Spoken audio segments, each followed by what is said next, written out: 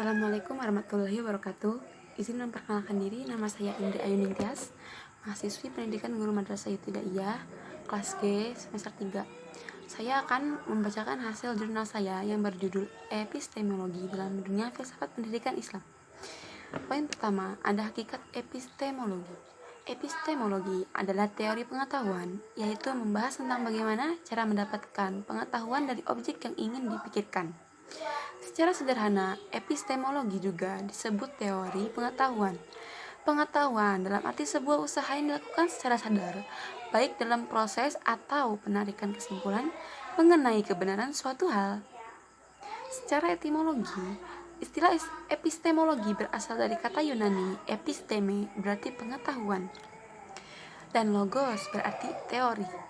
Epistemologi dapat didefinisikan sebagai cabang filsafat yang mempelajari asal mula atau sumber, struktur, metode, dan sahnya pengetahuan.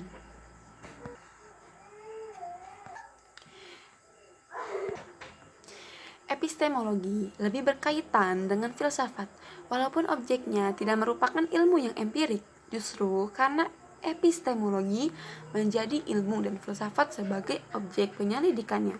Filsafat selalu mengandalkan kontemplasi, baik ketika menelaah wilayah kajian ontologi, aksiologi, maupun epistemologi, meskipun menggunakan pendekatan lain seperti analisis konsep atau analisis bahasa. Stanley M. Horner dan Thomas C. Hunt menilai bahwa epistemologi keilmuan adalah rumit dan penuh kontroversi. Sejak semula, epistemologi merupakan salah satu bagian dari filsafat sistematik yang paling sulit, sebab epistemologi menjangkau permasalahan-permasalahan yang membentang seluas jangkauan metafisika, sehingga tidak ada sesuatu pun yang boleh disingkirkan darinya. Dapat diartikan bahwa epistemologi keilmuan pada hakikatnya merupakan gabungan antara berpikir secara rasional dan berpikir secara empiris. Kedua cara berpikir tersebut digabungkan dalam mempelajari gejala alam untuk menemukan kebenaran. Sebab secara epistemologi, ilmu memanfaatkan dua kemampuan manusia dalam mempelajari alam, yakni pikiran dan indera.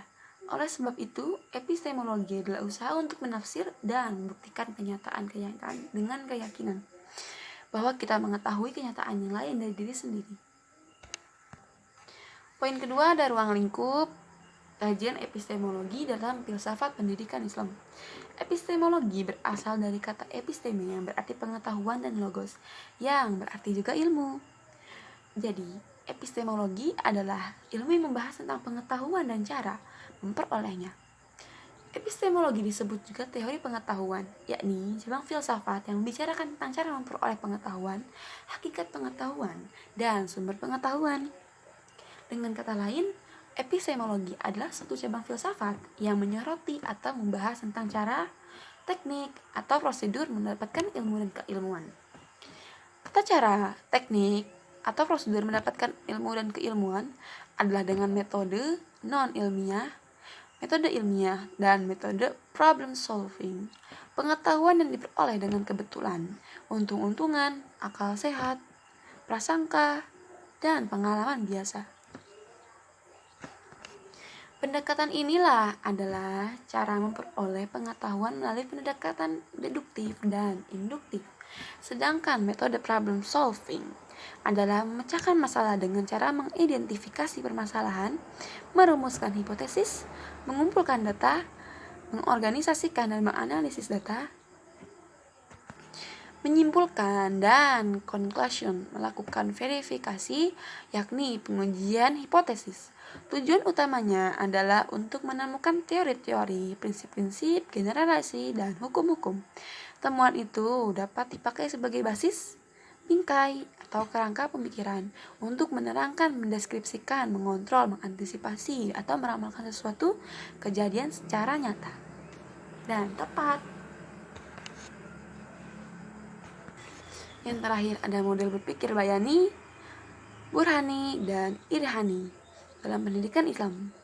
Epistemologi bayani adalah pendekatan dengan cara menganalisis teks. Maka sumber epistemologi bayani adalah teks. Sumber teks dalam studi Islam dapat dikelompokkan menjadi dua, yakni nas atau Al-Quran, dan juga teks nonas berupa karya para ulama. Adapun corak berpikir yang diterapkan dalam ilmu ini cenderung deduktif, yakni mencari isi dari teks. Ada beberapa kritik yang muncul terhadap epistemologi bayani yang dianggap menjadi titik kelemahan dari epistemologi ini. Di antaranya adalah, yang pertama, epistemologi ini menempatkan teks yang dikaji sebagai suatu ajaran yang mutlak, yang harus dipatuhi. Yang kedua, teks yang dikaji pada epistemologi bayani tidak didekati atau diteliti historisnya. Yang ketiga, ada kajian dalam model epistemologi bayani ini tidak diperkuat dengan analisis konteks, bahkan kontekstualisasi.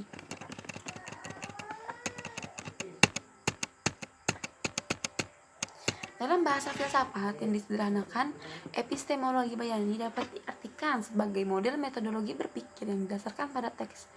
Dalam hal ini, teks suci lah yang memiliki otoritas penuh menentukan arah kebenaran sebuah kitab. Fungsi akal hanya sebagai pengawal makna yang tergantung di dalamnya. Burhani adalah pengetahuan yang diperoleh dari indera, percobaan, dan hukum-hukum logika. Maksudnya bahwa untuk mengukur atau benarnya sesuatu adalah berdasarkan komponen-komponen kemampuan ilmiah manusia berupa pengalaman dan akal tanpa teks wahyu suci yang menunjukkan peripatik. Maka sumber pengetahuan Burhani adalah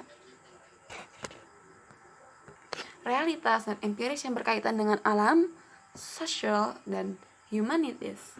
Artinya ilmu diperoleh sebagai hasil penelitian, hasil percobaan, hasil eksperimen, baik di laboratorium maupun di alam nyata, baik yang bersifat alam maupun sosial. Corak model berpikir yang digunakan adalah induktif, yakni generalisasi dari hasil-hasil penelitian empiris. Irfani mengandung beberapa pengertian antara lain ilmu atau ma'rifah, metode ilham dan kasyf yang telah dikenal jauh sebelum Islam, dan al-gonus atau gnosis. Ketika irfan diadopsi ke dalam Islam, para ahli irfan mempermudahnya menjadi pembicaraannya mengenai an-naql dan at-tawzif, upaya menyingkap wacana Qur'ani dan memperluas ibaratnya untuk memperbanyak makna. Pendekatan irfani adalah pendekatan yang bertumpu pada instrumen pengalaman batin, qalbu, wijdan, basirah, dan intuisi. Sedangkan metode yang dipergunakan meliputi manhaj kasfi dan manhaj iktisafi. Manhaj kasfi disebut juga manhaj ma'rifah irfani yang tidak menggunakan indera atau akal, tetapi kasb dengan riadah dan mujahadah. Sekian, terima kasih. Wassalamualaikum warahmatullahi wabarakatuh.